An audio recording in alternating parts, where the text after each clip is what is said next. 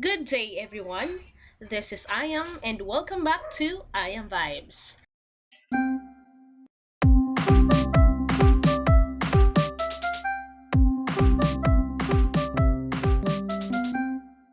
And this is your introduction to the philosophy of the human persons class. Today, we're going to discuss the methods of philosophizing. In this lesson, we are going to bring you further to the understanding of the different methods used in taking different sources to come up with the right conclusions. This will lead us to eliminate opinions from facts and truths. This lesson will introduce you to the different methods of knowing the truth. It is human nature to seek validation from others. The human person does it every day, seeking approval from colleagues, friends, and loved ones on numerous topics. The human person seeks validation because he or she wants to be right, not wrong. In the previous lesson, you have learned the two different types of perspectives in seeing how the truth takes different forms. We often do philosophy as we took different information from different sources to come up with the right conclusions or the conclusion of truth. Asking the right questions and critically examining the possible solutions to have the right answers. Now, what methods are you going to apply in knowing the truth? Now let us study the situations. Situation A. In the trial court, a lawyer is asking further questions about the suspect's whereabouts during the crime because she is not entirely convinced by his alibi. How about the situation B? You and your research group leader is discussing the problem that you will choose to study. Now, what is the common thing of the two situations given? How do we know that something is true? There are various philosophical methods used to make sure that only truth shall prevail and not merely just an opinion. This lesson will bring you further to the understanding of the different methods used in taking different sources to come up with the right conclusions. This will lead us to identify opinions from facts and truths. Lovers of wisdom are always seeking the truth and engaging themselves in a way to reveal the truth and fulfillment of the purpose of the various stages of life and everything associated with it. This process is known as philosophizing. When we say philosophizing, it is a kind of discourse on reality. It is essentially tied up with man's openness towards the reality which is being verbalized. It is a process of determining the truth or drawing a conclusion from a given statement. It is not only deepening an understanding of something but also expanding awareness about how something can be beneficial to us and to others. A method of philosophizing is a process of determining the truth or drawing a conclusion from a statement using various philosophical methods such as Socratic, dialectic, scientific, and historical. Now let us start with the Socratic method. Socratic method, from the word Socrates, a Greek philosopher and teacher, provide us with a brilliant method called the Socratic method or the method of elenchus, which means to inquire or to examine. A Socratic method is a form of a cooperative argumentative dialogue between individuals based on asking and answering questions to stimulate critical thinking and to draw out ideas and underlying presuppositions. This method is also called Socratic dialogues or Socratic questioning. This method boils down to a few basic principles. Take a claim and find other beliefs the person holds that contradict it. Indicate how the varying beliefs caused a contradiction. Then, eliminate negative hypotheses in the process. Process will say ask, find or select, you use some examples, then reject, and then you ask again. Oftentimes, the Socratic method is used by asking people questions to help them draw their own conclusions. As Socrates liked to put it, knowledge comes from asking questions. For example, The classroom experience of a shared dialogue between teachers and students in which both are responsible for pushing the dialogue forward through Socratic questioning. The teacher or leader of the dialogue asks probing questions in an effort to expose the values and beliefs which frame and support the thoughts and statements of the participants in the inquiry. The students ask questions as well, both of the teachers and each other.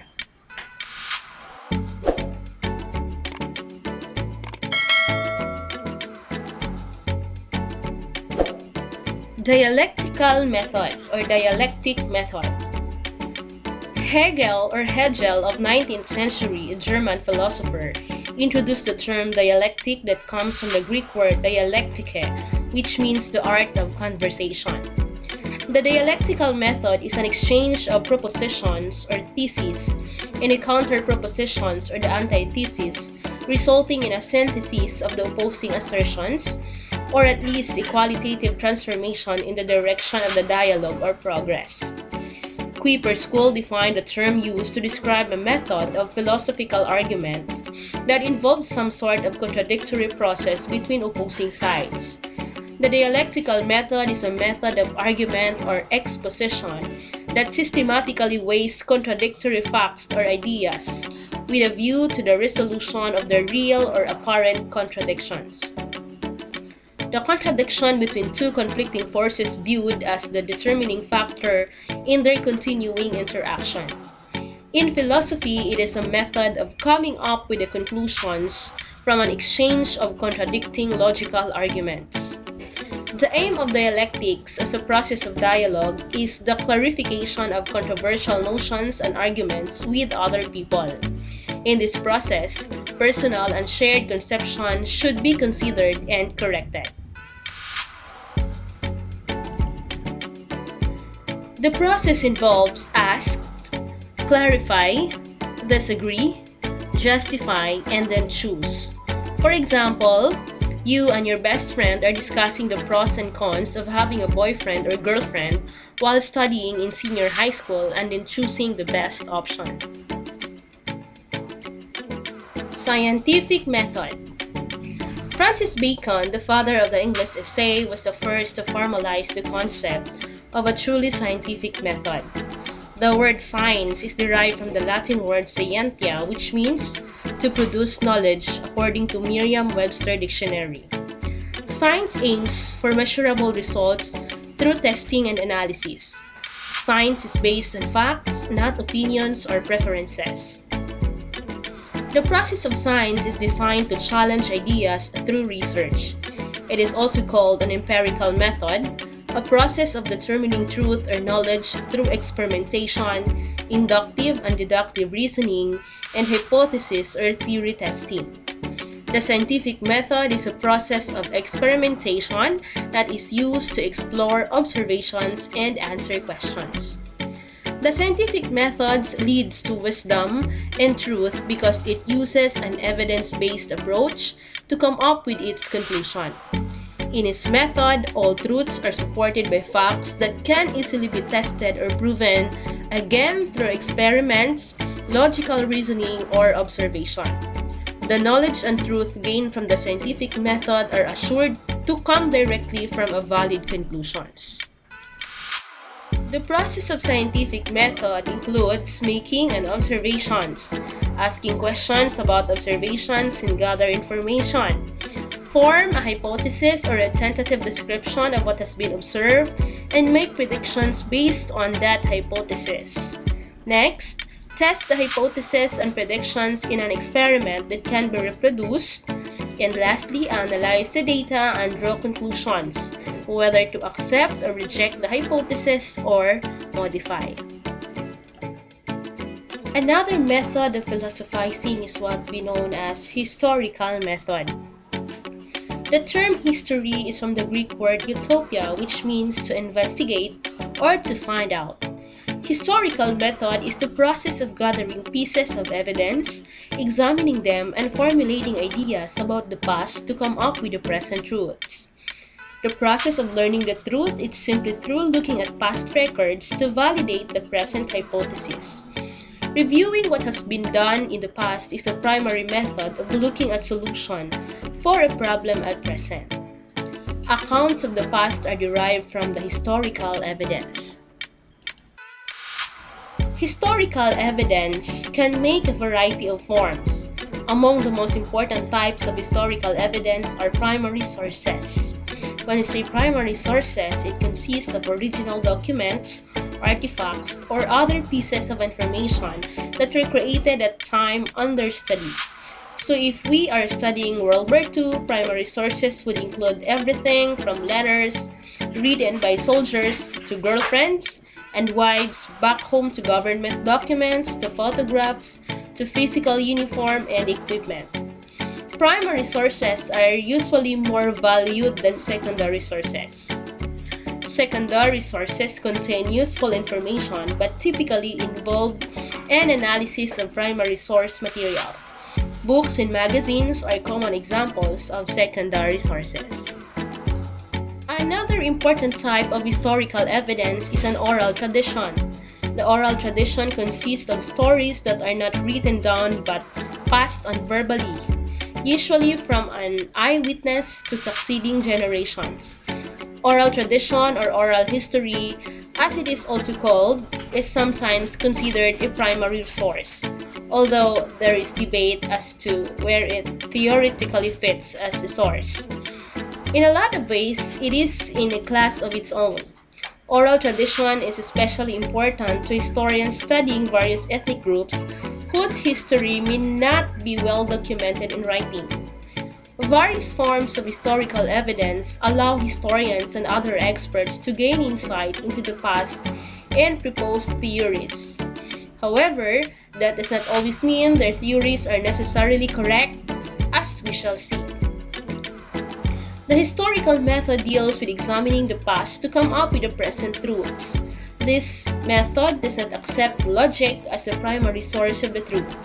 Instead, it relies on factual information or evidence-based conclusions to confirm a present ideas as a truth.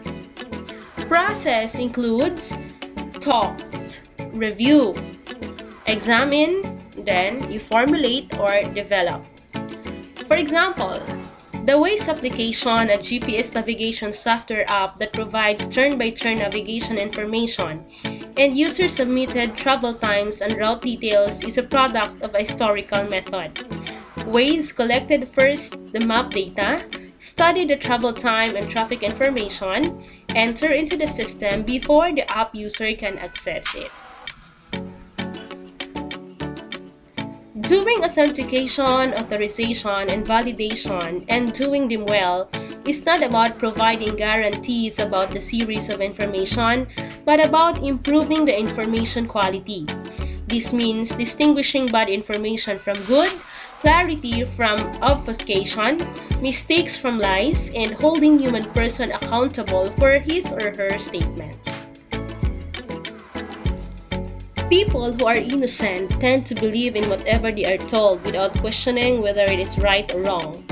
Anyone who has not lived through and seen enough of this world is generally referred to as naive, and according to these views, human person gains knowledge of the world by using his or her senses to pull the world into his or her heads, so to speak. 10 points that you are going to remember for this lesson. First, philosophizing means seeking the truth and engaging in a way to reveal the truth and fulfillment of the purpose of the various stages of life and everything associated with it. Second, the method of philosophizing is a process of determining the truth or drawing a conclusion from a statement in the use of various philosophical methods. Third, the Socratic method, developed by Socrates, is a form of cooperative argumentative dialogue between individuals based on asking and answering questions to stimulate critical thinking and to draw out ideas and underlying presuppositions. Fourth, the dialectical method developed by Hegel is a method of argument or exposition that systematically weighs contradictory facts or ideas with a view to the resolution of the real or apparent contradictions. Next, Scientific method developed by F. Bacon is also called empirical method, or a process of determining truth or knowledge through experimentation, inductive and deductive reasoning, and hypothesis or theory testing. Sixth, the scientific method is a process of experimentation that is used to explore observations and answer questions. 7. The historical method deals with examining the past to come up with the present truths. 8. Primary sources consist of original documents, artifacts, or other pieces of information that were created at the time under study. 9th, secondary sources contain useful information but typically involve an analysis of primary source material. Books and magazines are common examples of secondary sources. And last, 10th, the oral tradition consists of stories that are not written down but passed on verbally, usually from eyewitness to succeeding generations. Thank you so much for attentively listening to our lesson. This time, we are going to proceed to the assessment section.